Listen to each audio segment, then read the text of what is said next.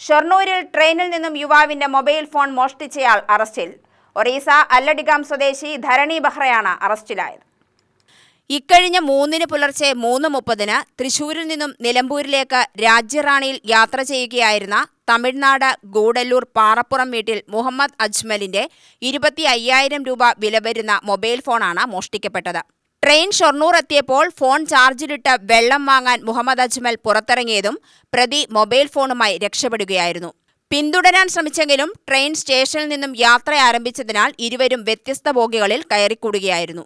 ഈ 2 കൊല്ലത്തിലാണ് ഏകദേശം 2022 ഇവിടെ നമ്മുടെ മൊത്തം പോലീസ് സ്റ്റേഷനിൽ 15 ഈ ഷൊർണൂർ പോലീസ് സ്റ്റേഷനിൽ 15 കളവ് കേസുകളാണ് റിപ്പോർട്ടായിട്ടുള്ളത്.